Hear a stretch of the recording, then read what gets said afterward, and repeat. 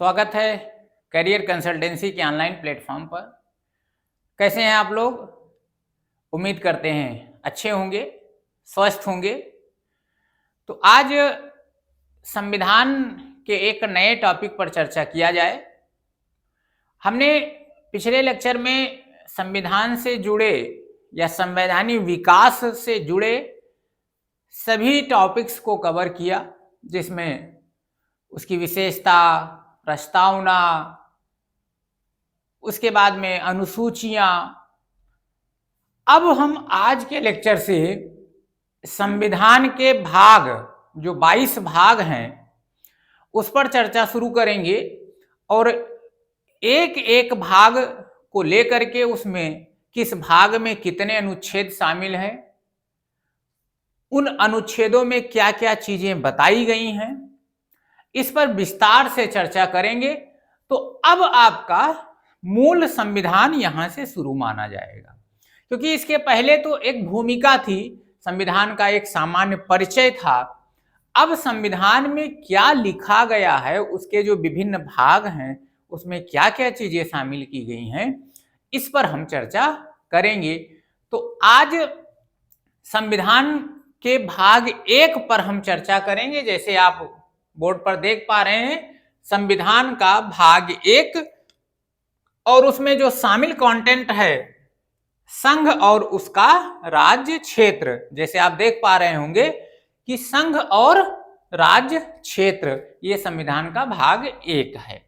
तो इसमें कितने अनुच्छेद हैं, उन अनुच्छेदों में क्या क्या बातें कही गई हैं, हम आज इस पर चर्चा करते हैं। तो चलिए चर्चा की शुरुआत की जाए। तो जो संविधान का भाग 1 है, आपको पता ही है कि संविधान में 22 भाग हैं। तो 22 भाग में जो संविधान का भाग 1 है, भाग 1, इसमें कितने अनुच्छेद शामिल हैं? तो आप ध्यान दीजिएगा, इसमें 1 से लेकर के 4 तक अनुच्छेद शामिल है। अर्थात इसमें 1, 2, 3 और 4 इतने अनुच्छेद इसमें शामिल हैं। अनुच्छेद 1 से लेकर के 4 तक भाग 1 में शामिल है। अब इन अनुच्छेदों में कहा क्या गया है, इस पर बात किया जाए। इंपॉर्टेंट होगा, ये चीज आपको जानने होंगे। जो हर एक भाग के अंतर्गत जो अनुच्छेद शामिल किए गए हैं, अब वैसे तो 395 अनुच्छेद मूल हमारे हैं संविधान में, तो सभी अनुच्छेदों को आपको पढ़ना तो है, लेकिन याद नहीं रखना है। उनमें जो मुख्य मुख्य अनुच्छेद हैं, उसको जरूर आपको स्मरण रखना है। तो आइए भाग 1 में कौन से अनुच्छेद हैं, 1 से 4 तक हैं, और उसमें क्या लिखा गया है, इस पर चर्चा किया जाए। तो जैसे अनुच्छेद 1, संविधान का पहला अनुच्छेद क्या कह रहा है, और संविधान का जो पहला अनुच्छेद कह रहा है, वो कह रहा है कि भारत राज्यों का संघ है। भारत राज्यों का संघ है। अर्थात संविधान का जो अनुच्छेद 1 है, वो भारत की प्रकृति को इंडिकेट कर रहा है कि भारत की प्रकृति कैसी है। तो भारत की प्रकृति कैसी है? राज्यों का संघ है। भारत क्या है? राज्यों का संघ है। अर्थात भारत में बहुत सारे राज्य मिलकर के भारतीय प्रसंघ की संरचना बनाते हैं। ठीक है ना? अच्छा, अब एक चीज और समझिएगा कि भारत, अच्छा, एक भारत संघ है, तो भारत को क्या कहा जाता है? ये फेडरल शब्द यूज किया जाता है। जो भारत संघ है, भारतीय संघ है, उसके लिए फेडरल शब्द यूज किया जाता है। अच्छा, एक चीज और समझिए, अमेरिका को भी कहा जाता है संयुक्त राज्य अमेरिका, वो भी राज्यों का संघ है। अमेरिका भी राज्यों का संघ है और भारत भी राज्यों का संघ है, लेकिन अंतर क्या है? भारत संघ के संदर्भ में कहा गया है, जो भारत राज्यों का संघ है, उसके संदर्भ में कहा गया है कि जो भारतीय परिसंघ है, वो किसी समझौते का परिणाम नहीं है। ध्यान रखिएगा, जो भारतीय परिसंघ है, वो किसी समझौते का परिणाम नहीं है। मतलब जो भारत में राज्य सम्मिलित किए गए हैं वो उनसे कोई हमारा कांटेक्ट नहीं है, कोई समझौता नहीं है कि जब वो राज्य मन में आवे तो वो भारतीय परिसंघ से अलग हो जाएं। ऐसा नहीं है। अर्थात किसी भी राज्य को भारतीय परिसंघ से अलग होने का अधिकार नहीं है, उनके अंदर ये पावर नहीं है। हाँ, ये अलग बात है कि प्रशासनिक आधार पर राज्यों को अलग अलग बांटा गया है, लेकिन भारत से उनको अलग होने का कोई अधिकार नहीं है। ये ध्यान रखिएगा। इसका ये मतलब है कि कोई भी राज्य भारत से अलग नहीं हो सकता है। अभी हमने अमेरिका का नाम लिया। अमेरिका भी संघ है, लेकिन वो एक समझौते का परिणाम है। वहां से जब भी राज्य चाहें संयुक्त राज्य अमेरिका से अपने आप को अलग कर सकते हैं। तो ये दोनों में बेसिक अंतर है। फिलहाल भारतीय राज्यों को भारतीय संघ से बाहर जाने का अधिकार नहीं है। तो ये संविधान का अनुच्छेद 1 कह रहा है। अब आइए दूसरे अनुच्छेद पर बात करते हैं, क्या कह रहा है। अच्छा, इसी भाग के अंतर्गत अनुसूची 1 भी है। अनुसूची 1 भी राज्यों के संदर्भ में ही बात करती है, और वो क्या कह रही है कि भारत के राज्यों और उसके राज्य क्षेत्रों को विनिर्दिष्ट करती है। जो अनुसूची 1 है वो भारत के राज्यों और उसके राज्य क्षेत्रों को इंडिकेट कर रही है। और अनुसूची 1 में क्या कहा गया है भारतीय संघ के संदर्भ में कि इसमें कौन शामिल है, भारतीय राज्य क्षेत्र, भारतीय राज्य क्षेत्र इसमें शामिल है। उसके बाद में संघ राज्य क्षेत्र शामिल है, और इसमें किसी दूसरे देश से अर्जित भूभाग भी शामिल है। किसी दूसरे देश से अर्जित भूभाग भी इसमें शामिल है। ये अनुसूची 1 विनिर्देश जो है हमको बता रही है कि भारत के राज्यों और उसके राज्य क्षेत्रों को इंडिकेट करते हुए ये कह रही है उसमें कौन से क्षेत्र शामिल हैं। चूंकि हमारा विषय अनुच्छेद को पढ़ना है, चूंकि ये भी संघ से संबंधित है, उसके राज्यों से संबंधित है, तो थोड़ा सा इस पर भी चर्चा कर लिया गया। तो अनुच्छेद 1 हो गया। अब आइए अनुच्छेद 2 क्या कह रहा है। इंपॉर्टेंट है अनुच्छेद 1, 2, 3 ये बहुत ही इंपॉर्टेंट है, ध्यान रखिएगा। एग्जाम में कई बार यहां से क्वेश्चन पूछे गए हैं। तो 1 हो गया, भारत राज्यों का संघ है। 2 क्या कह रहा है, ध्यान से समझिएगा।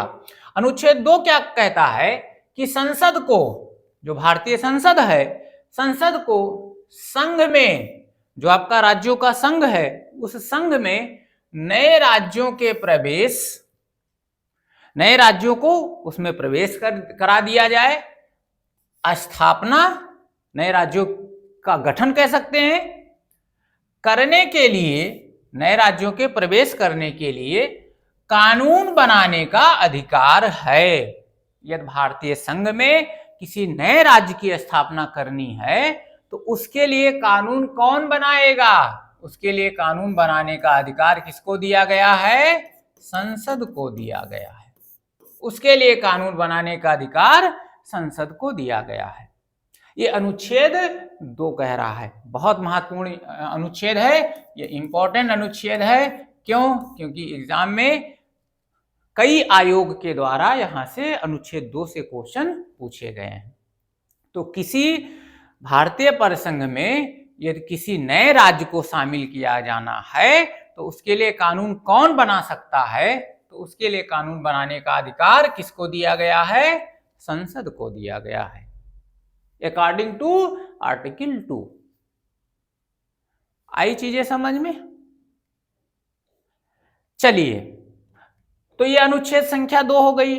अब इसमें कहा गया है तो कानून बनाने का अधिकार संसद को है, लेकिन कानून बनाने का जो तरीका है, विधि बनाने का जो तरीका है, खास करके नए राज्यों के प्रवेश से संबंधित, तो वो तरीका क्या होगा।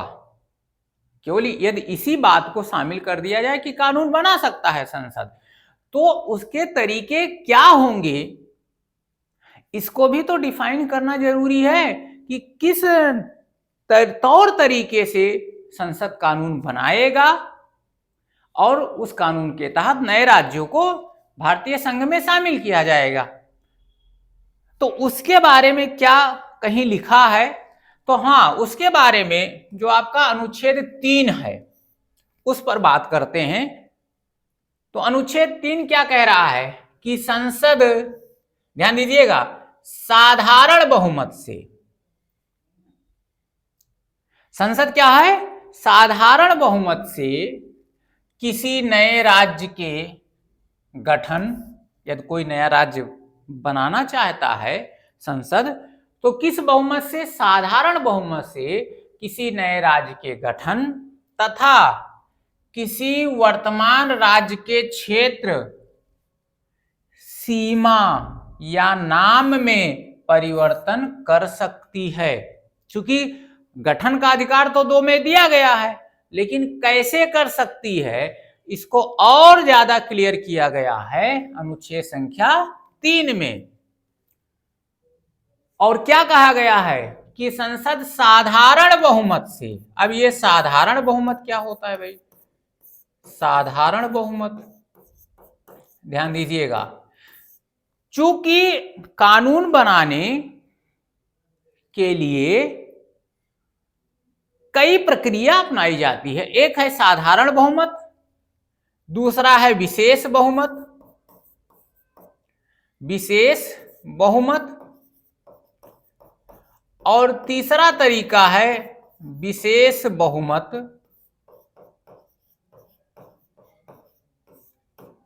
और राज्यों के समर्थन द्वारा। तो ये कई प्रक्रिया है। तो इसमें अनुच्छेद 3 में कह दिया गया है कि ये दोनों प्रक्रिया को फॉलो नहीं करना है, केवल साधारण बहुमत से कानून बना सकती है।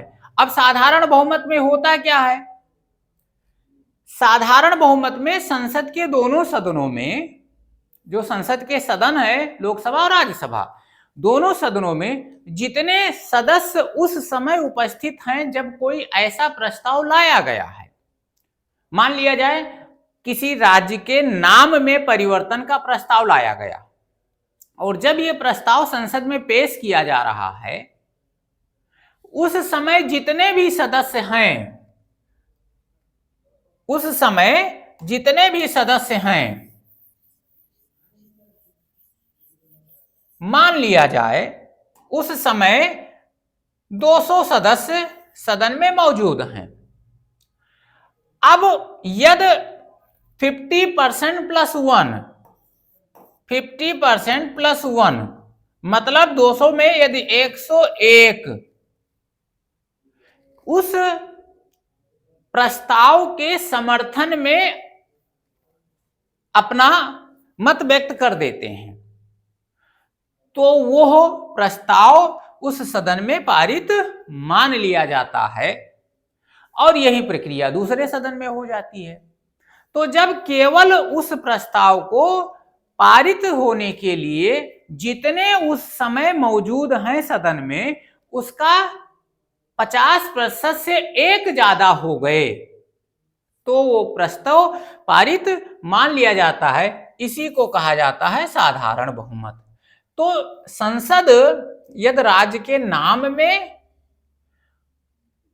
क्षेत्र में या सीमा में परिवर्तन करना चाहती है या नए राज्य का गठन करना चाहती है, तो संसद को केवल साधारण बहुमत से ऐसा करने का अधिकार है, साधारण बहुमत से ऐसा करने का अधिकार है। ठीक है ना, यह अनुच्छेद 3 में कहा गया है। अब थोड़ा सा इसके साथ कुछ और चीजें जोड़ी गई हैं, उसको भी समझा जाए।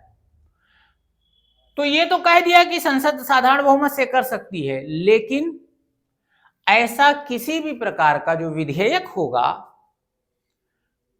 चाहे नाम में परिवर्तन करने से संबंधित विधेयक हो, क्षेत्र में परिवर्तन करने से संबंधित विधेयक हो, या नए राज्यों के गठन से संबंधित विधेयक हो, ऐसा करने से पहले, इस विधेयक को सदन में प्रस्तुत करने से पहले राष्ट्रपति की पूर्व सहमति आवश्यक है। राष्ट्रपति की अनुमति आवश्यक होती है, ठीक है ना। और राष्ट्रपति सहमति देने से पहले जिस राज्य के नाम या क्षेत्र या सीमा में परिवर्तन करना है, उस राज्य के विधानमंडल को वो विधेयक भेजता है सहमति के लिए, राय के लिए, सहमति ना कह सकते हैं, राय के लिए। मतलब क्या हुआ कि जैसे पहले तो ये विधेयक संसद में तभी प्रस्तुत किया जाएगा, पहले राष्ट्रपति की अनुमति हो, राष्ट्रपति की अनुमति हो, राष्ट्रपति की अनुमति हो। फिर राष्ट्रपति क्या करता है कि ऐसे विधेयक को उस राज्य के विधानमंडल को भेजता है उसकी राय जानने के लिए।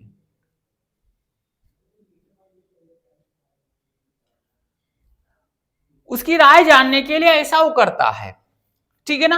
अच्छा, एक चीज ध्यान रखना, राज्य के विधानमंडल को राष्ट्रपति भेजता तो है, लेकिन उसके राय से आबद्ध नहीं है, संसद और राष्ट्रपति आबद्ध नहीं है, अर्थात बंधा नहीं है। वो राय मान भी सकता है और नहीं भी मान सकता है। एक प्रक्रिया है कि भेजा जाता है, लेकिन राय मानने के लिए वो बाध्य नहीं है, ध्यान रखें आप, राय मानने के लिए बाध्य नहीं है।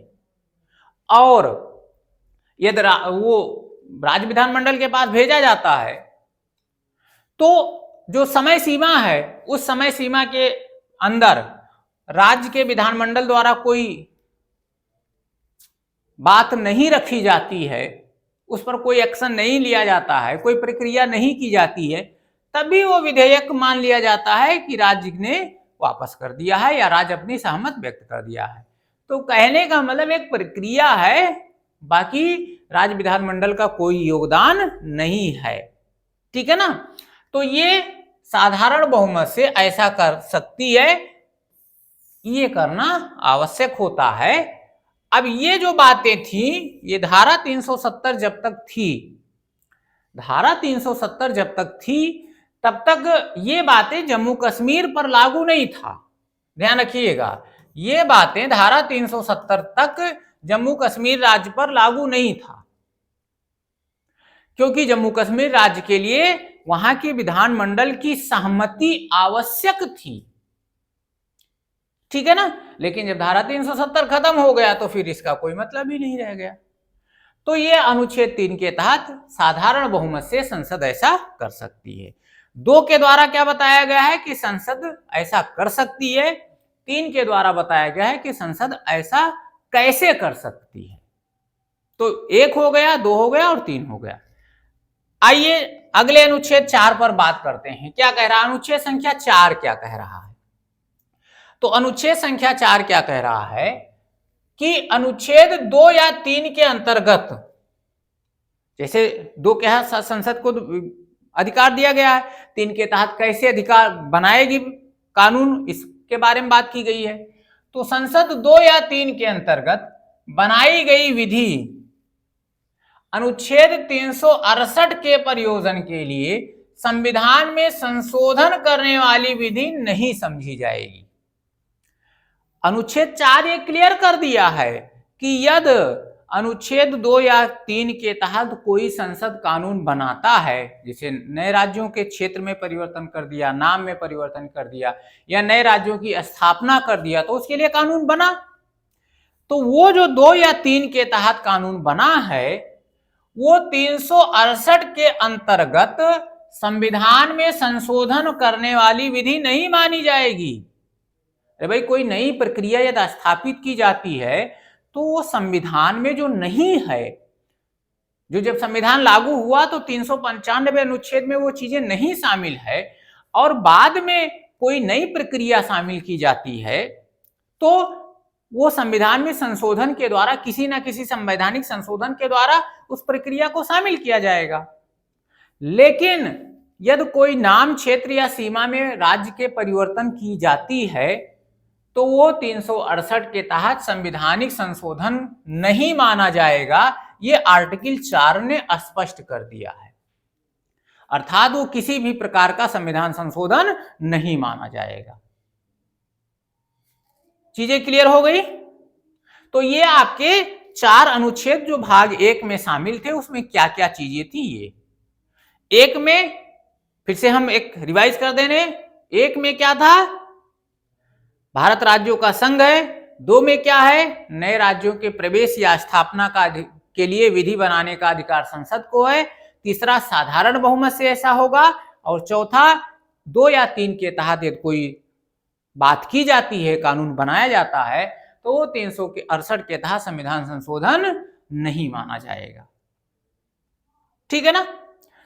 अब थोड़ा सा जब एक इससे जुड़ा कुछ विवाद है उस पर भी बात करते हैं। एक मामला उठा था, बेरुबाड़ी मामला, थोड़ा सा इसको भी समझ लिया जाए।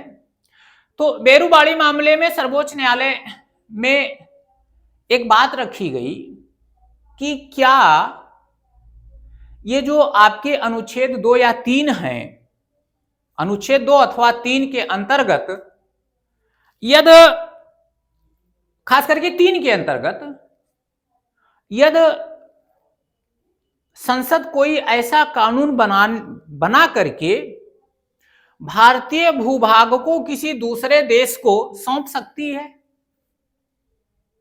भारतीय भूभाग को अनुच्छेद 3 के तहत कानून बना करके किसी भारतीय क्षेत्र को किसी दूसरे देश को सौंप सकती है। ये सर्वोच्च न्यायालय के सामने एक बात रखी गई थी बेरुबाड़ी मामले में। तो सर्वोच्च न्यायालय ने निर्णय क्या दिया कि संसद यदि ऐसा तभी कर सकती है जब उसको अनुच्छेद 368 के तहत संविधान में संशोधन करना होगा। संविधान में संशोधन करना होगा, अर्थात यदि भारतीय किसी भी भूभाग को संसद के द्वारा कानून बना करके किसी दूसरे देश को सौंपा जाता है तो वो अनुच्छेद 3 के तहत नहीं कर सकती है। उसको पहले अनुच्छेद 368 के तहत संवैधानिक संशोधन करना पड़ेगा, और संवैधानिक संशोधन जब हो जाएगा तब वो ऐसा कर सकती है। ये सर्वोच्च न्यायालय ने क्लियर कर दिया। और अच्छा, बात क्यों उठी थी? क्योंकि ये एक बेरुबाड़ी संघ क्षेत्र था, एक एरिया था जिसको पाकिस्तान को सौंपा गया था। तो फिर संसद के द्वारा क्या किया गया, 9वां संविधान संशोधन किया गया। 9वां संविधान संशोधन किया गया, और 9वें संविधान संशोधन के द्वारा फिर जो बेरुबाड़ी संघ जो एरिया था,